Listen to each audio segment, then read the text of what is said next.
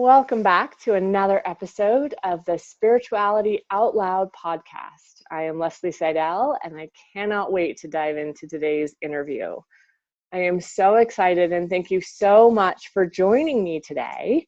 Today I have Amelia Vogler, who is a specialist in energy medicine and natural healing. She has been working in this field for close to 12 years. Her specialty is supporting those who do not feel connected to the planet. She walks individuals through a path of wholeness, supporting them through truly being here, and then supporting them in uncovering the gifts that they are here on earth to live into their lives. Hi, thank you so much for being here today. Thank you, Leslie. I'm so excited to share with your group today. Thanks for having me. Yeah. So we're going to dive right in, and we try to begin at our beginning, which is what do you remember? What was your experience looking back on a spiritual life growing up? I love that question. And I think my answer has a few different parts. The first part, I think, will start in the cells of my body. We'll start with my genealogy. We'll start with the story that's kind of hiding there in my anatomy. And I'd like to start with my father first. My father is a funeral director. And so a lot of my childhood was spent going to the family funeral home. So pick us up at school and take us to the office, and we would, sit around with our homework with, the coat rack full of other people's clothes over there, and the bodies on tables with the sheets pulled over them, waiting in the back for to be fixed up the next day, or and then at other times, if we weren't doing our homework, we were roller skating through the funeral home. So we would get 9,000 square feet of like linoleum path and big doors, and it was just like my heaven was in my father's funeral home. My heaven was watching people who were not alive and looking at myself as an alive being and wondering, what is that difference? What is that makes me feel alive? What's the spark in our eye? And this funeral home was not just Daddy's funeral home. It's been in our family for over 250 years. He's the 8th generation. My brother's the 9th generation. And so I believe that this work of caretaking over both the living and the dead is something that lives in the cells of my body. And not only is it just visiting there, inquiring, being curious about the light within, it was watching my father work with clients. So I remember this one couple, they were fantastic. It was 2 sisters. They were dressed in purple. They had their little purple hats on. They were clouded in grief, in escapable grief, really. And he went up behind them, and he had both his hands up like this, put one behind each of the women's hearts, and held them there for a moment, in an unspoken moment where I could physically see change happening in their body. And he looked at both of them and he said, I'm going to get you through this. I'm holding you. I'm holding you. And in that moment, when I was watching him, it chokes me up every time to return to that moment, because I realized, anchored somewhere in my knowing of spirituality, was the knowing that we hold each other, that we're held, and that we hold each other in our life and in the undulations of what life throws at us. So that was part of how I learned my spiritual lessons. That is, and I don't want to interrupt, but I want to hear more, but I worked in hospice for years, and I can't speak to other countries, but I can speak to America, and we just don't really hold death. And it's hidden, and people don't know how to handle it, and there's no grief. You get one day off of work, and there's no holding. And I did grief counseling, and one of the things I just was supposed to stay, right? And witness. And that's where the healing happened, is just to hold, like you said, hold, and it was, for me, people talked about how depressing that was. And I was like, what? I hear love affairs. People would come and sit and tell me about their love for someone. And they were sad because that person has gone, but it was love, just love and love and love. And it's interesting because I think that if you ask the average person what it would be like to be a child in a funeral home, they would not describe it how you just did.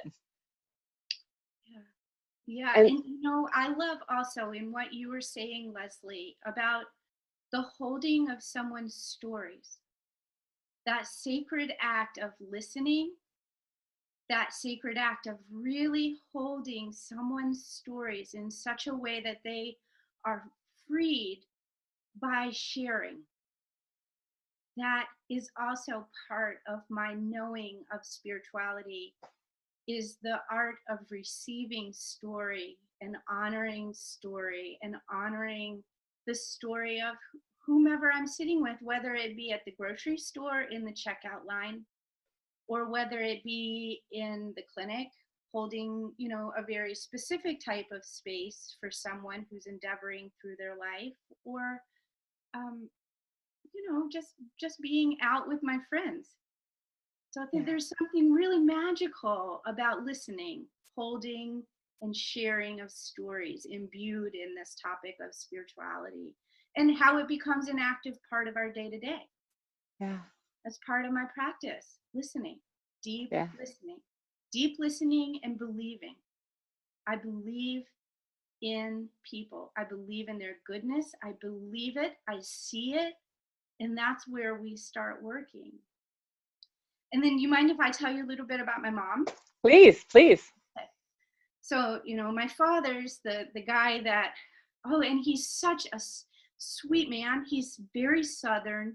He's very simple. He's very wise. We grew up on a farm. We created our own food, grew it from seeds in the garden.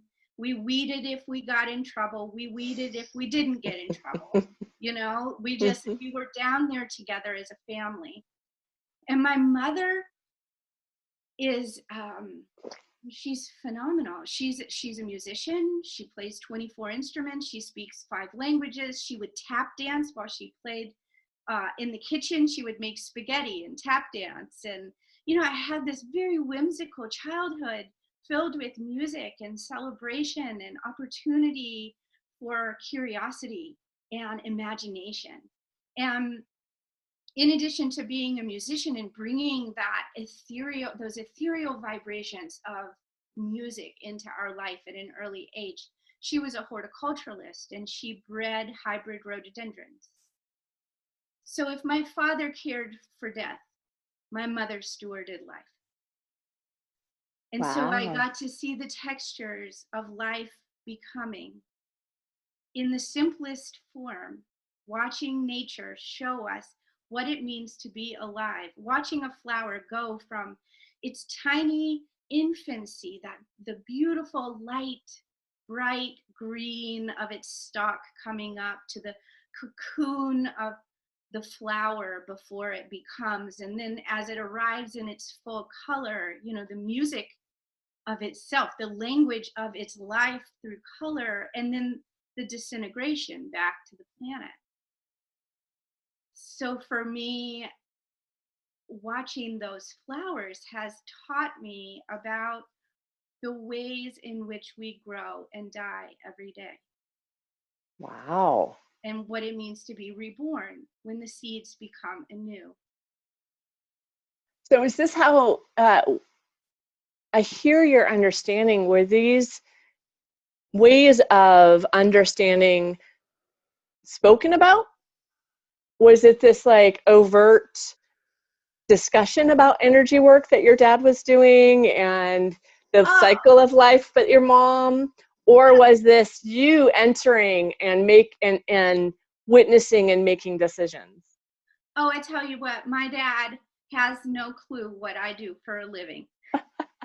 But he does it every day in his job. And I think that the language of energy is so universal. Mm-hmm. It takes us beyond the stories of everyday religions. It brings us to the core, the template, the code, that which is inspired by something beyond us and allows us to hold it. But no, these weren't really active parts of my spiritual education as a child, but there was, again, an attention to watching, holding and noticing, watching the nature unfold in front of you. Mom would say, look at what it's doing today. Look at what it's done overnight under the moonlight. Isn't that amazing? Yeah. And connecting us back with the awe and wonder. When you study like neuroplasticity training and resourcing, you get into that place where you're looking at where is the awe and the wonder that connects you to something bigger. And so I think imbued in my childhood, while not like overtly taught, I was absolutely guided.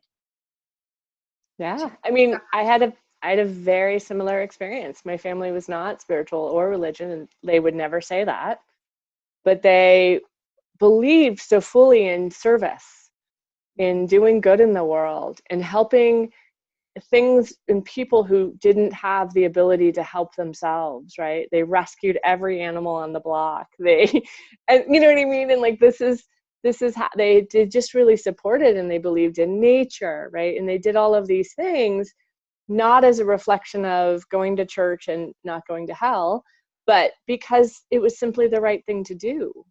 Yeah. And so, yeah, they didn't hold it in that way that a lot of spiritual people hold it, and they wouldn't use the spiritual terms I use, but they do all of the stuff I do and taught me a lot of the things I do, right? It's such an interesting idea. So it sounds like you had a similar.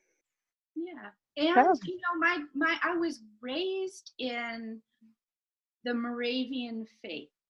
A lot of people have never heard of the Moravians. What is it? So in early Europe, there was actually a country called Moravia. Mm-hmm. In the mid 1600s, the Moravians, the people of Moravia, were persecuted for their religion. There was a lot of us, and I'm going to say us because my family was one of the first settlers in the United States from Moravia. Got on our boats. We said, you know what? I think there's something bigger out there. We've heard of it. Let's go. So we came over on the boats, got into our covered wagons, and came down from Pennsylvania to North Carolina, where they first settled in a small town called Bethabara, North Carolina. Bethabara means the city of passage. They just done this huge passage. They built this city, and then they decided it wasn't the right land. And so they moved about 30 miles east, where they started another village called Salem. Comes from Winston-Salem. Salem comes from the word shalom. It means the city of peace.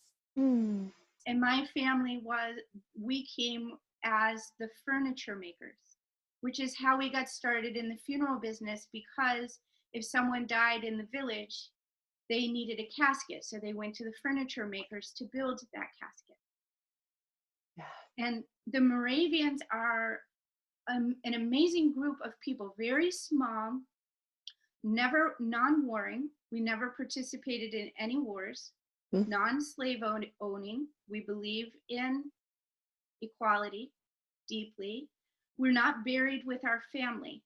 We're buried in these sections of a cemetery called choirs, where single women would be buried together, married women would be buried together, the children would be buried together, the married men, because these were the people whom we shared our life with, our day-to-day life. And during life and at death, we wanted our people around us. Interesting. Yeah. And so what was that like growing up? Like, so you were raised in this religion, or is it religion, or is it a culture, or like? It's a religion. It's a Protestant religion. And it's freeing. If you read the scriptures the way that they're translated in the Moravian Church, you really find their deep connection with nature, with music, with each other. But we still study the Bible, just as other Protestant religions would. It's just that there was a very naturalistic, very humanistic, very holistic way of being with our scripture. And so that was the undercurrents of my traditional religious life. And I was baptized in that church. I still go. We have these amazing candlelight services where we return to the light within. So it aligns well with the work that I do in theory. But yet when I show up in service, I show up to meet someone where they are. So my religion doesn't come into my work. My history doesn't come there. Okay, so this is how you were raised. Kind of what happened, or did something happen, or is your current belief just, still a reflection of how you were raised, or have things shifted over time? Well, I think spirituality is a verb. Just like health is a verb that we endeavor, we travel through it, we inquire through it.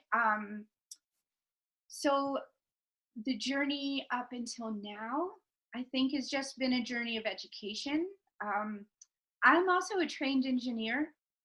So I had a quite long history in engineering where I wanted to know the facts. I wanted to know the systems. So I'm a Kabbalist. I study the Kabbalah. I study physics and astrobiology. Like I love the parts of energy medicine. And astrobiology, physics, these are spiritual studies to me. Taps me right back into the awe and the wonder. What is this? What does this mean? How do I fold this into my daily life? What is that little cell doing in there? And why? And so I like to be in balance with the natural unfolding of our knowledge here on the, earth plane, and then inquiring deeply from that framework, from those questions, into a more contemplative and meditative practice to be able to tap into spirit and say, Spirit, teach me what else is laying on these stories that we've concocted here on earth to help us explain what we're doing. So I think it's all in the alchemy of what does it mean to know the light in us? It started when I was little, and I go back to it every single day. Where is my light today? What does it look like? Where's it guiding me? What is your light like today? Where's it dimmed up a bit? Where's it really trying to shine through? Yeah, it's so beautiful. I think that this process, I love the fact that you talk about the balance, right? It's so easy to want to be the monk on the mountaintop, right? Like just to totally disengage from world, or to be totally disengaged from spirit and just solely in the physical world, make money, do this thing. And it's the balance that is so beautiful and complex to hold, right? Like I need to pay my bills and I need to meditate, right? I need to know what spiritually my kid is going through and I take them to the doctor, right? Like, and to hold those two pieces together is yes, and I hear you talking about that, which is really lovely. Absolutely. I mean, and that's my mother, the earth mom, and my father, the stewarder of spirit and unseen, and what that has become through me as, the little girl that decided on some level, I'm going to choose those two for my parents. I'm going to come into this planet right now with those guys and see what I can do with that this time around. And and when I work with clients who have a strong meditation practice, so many times what we have to recultivate is that acknowledgement of the physical body and what does it mean to be here on the planet. What does it mean to take all that light, all that wisdom, all that goodness, and walk it out into the grocery store and change somebody's life because you smile at them the right way? The right Yes. way, meaning out of rightness, not right, wrong, but out of rightness. Yeah.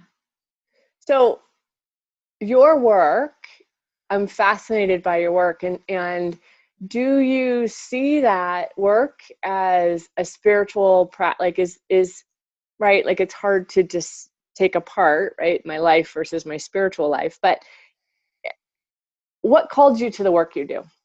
I guess Oh, that's it called me. It was undeniable. I was working in engineering, and I was feeling myself acknowledge little parts of me that were going quiet. I was very, very well supported in engineering. I was on the private jets. I was flying all around. I was in big parties. I mean, I had a great gig going.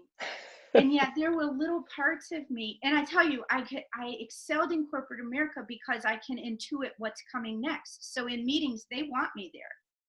You know, I think every company should hire an intuitive because they can get you the answers.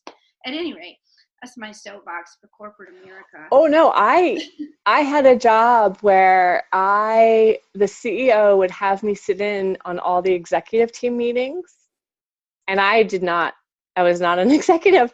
And then after the meeting, he would say, "Now, what did you hear happened?" Exactly. And what I didn't know, because I did an offsite workshop, and we did a Myers-Briggs, right? And it's one of those things, and the Myers-Briggs guy just turned around and looked at me and said, "You are the only one in this room of 12 people who have any emotional intelligence." Oh, that is so And scary. I thought that they knew they were doing this to each other. Like Yeah. it was so obvious to me. And so I worked in mergers and acquisitions, and I was really good at coming in, and they would say, "This is what we need." And I would say, "Yeah, no, this is actually what's happening." Right? Like, and holding the other space. And so I was good at this game, because I could see the energies of it, and I can see what was actually the undercurrent of what was happening, and Exactly. could attend to that. Exactly. And my corporate job stressed me out. So I went to see an energy person. Mm. And the first day, she held my feet, every gift, talent, and I don't know, spiritual wisdom that I had cultivated and then stuffed away because normal life doesn't allow you to kind of be in and through that in a really easy way, came back. And so that was about 12 years ago. I started taking classes. I started being curious. I had a private practice at night and on the weekends. And that was where my energy would light me up. The light in my eye came back. And how did I change? How did I get into this? I quit my job. And my boss said, "You're the only person that has quit my team in 26 years. And I said, "You know what? I'm not quitting. I'm just moving on to do something that's better for me." Yeah. So I just tracked the offness. I tracked those little moments of like, that feels quieter, that I'm not inspired here. I'm not engaged here. I'm daydreaming. Oh, I'd rather be anywhere but here. Those signs of offness are really lovely wisdoms that say you're not in the right place. Because as soon as I stepped in the right place, it's been just a waterfall of beauty and The, easiness. the thing that's really interesting is that the way you describe things, I feel the truth of it. And it's such a different description from how I describe things. But it's the same truth, right? Which is so lovely. And, when I followed the things that were interesting. I followed the sparks. But when you say I looked at the areas that were dim, I could say, "Oh, okay, yeah, same thing." Right? The areas that needed attention, but I would have described it as, "Oh my God, I learned palmistry." And it was, Cool. yeah, and I did it secretly because no one could know. And I was so fascinated by it. And, and I didn't think a thing about it. I just kept following these different lights everywhere. But when you describe attending to that which is not lit up, that's why I did that. Exactly. And that's why I think, I don't want to get too preachy, and I know we've only got a couple minutes left, but that's why it's so essential that part of our spiritual practice includes our body and includes those aspects of grounding ourselves on the planet, because if we're not tapped in here, I really believe that it's harder for us to sense the offness and track the light. We get, I've been married once before, that I tracked the wrong light because I wasn't grounded in my truth. I thought, oh, that's the guy, that's the one, and he's a lovely guy, but he wasn't the one, because I wasn't tapped in and I wasn't listening in a way that was really allowing me to hear the wisdom of my full self. And yeah. So I'd love to hear this. So I know that for me, I was not ever taught how to ground. Mm-hmm. And the glorious thing is my husband is naturally just earthy and grounded, and it's so luscious to me. And so how, for people listening, what are ways in which you ground? Mm-hmm. What are ways in which you listen to your body? Mm-hmm. How do you practically do what you're saying to do? Sure. Okay. So for me, there's always a sense of empowerment. So first, I would say to anyone, call your power, call the knowing and the will to be grounded. This is not an inquiry or an exercise of desire. It's an inquiry and an exercise of channeling your will force to be firmly connected to the planet. We're here. And I actually use my power and call the earth to me. I set my feet on the floor and I ask the energies of the earth to come to me. And I literally wait for that earth to become known to me through active attention. And then I allow that supportive earth energy to move up in and through my body. I've got some meditations up on my website if folks want to go hear them, but moving the energy, and I always start with the feet. And then, allowing the energies to move up into my body, find their home in my heart. And then I open up the crown of my head and allow the celestial energies to come in, the map, the constellations, the direction of all that is, and the unfolding way of this beautiful universe. And I allow that to meet those energies of the earth in my heart. And I just sit with that. And when we're firmly connected between the two poles of earth and cosmos, we have so much more resource available to us to anchor us firmly into our body, our mind, and our spirit, and also connect us to that which is larger than us, so that we can be fully supported in making decisions that are in the right alignment for what we're asking for. Yes. That's beautiful. Use your power, people. Yeah. It's so interesting. I've been working with a lot of people about fear, and myself included, where when fear arises, when I have that fearful energy, they're like, oh my God, oh my God, oh my God, oh my God, it's not okay, it's not okay, it's not okay. And it's so easy to start to have to make decisions in that space, right? I don't want to feel this fear. Oh, yeah. And I start to randomly make decisions in my life from that place, which by definition are wrong. Yep. Like fear lies, just fear lies. End of story. Unless a tiger is actively trying to eat me, fear is usually not.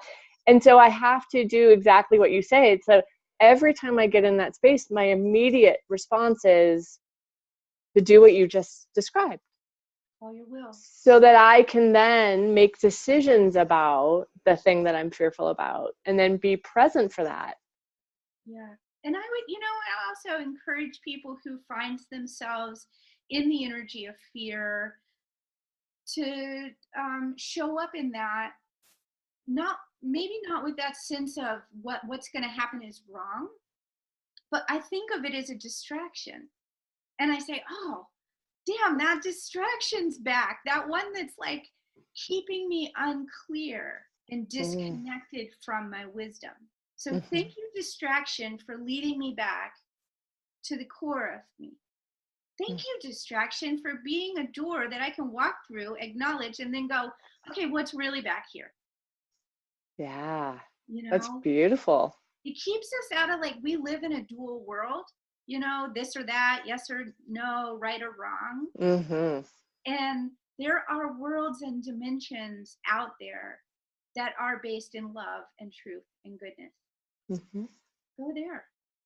Yeah. So, yeah. Yeah.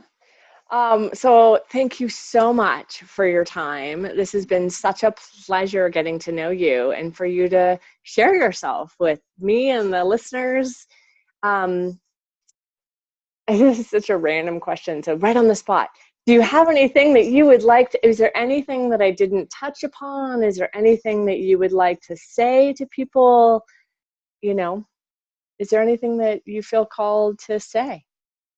You know, I think that just to bookend us back to the beginning, to go back full circle, to just allow us to continue in the continuum.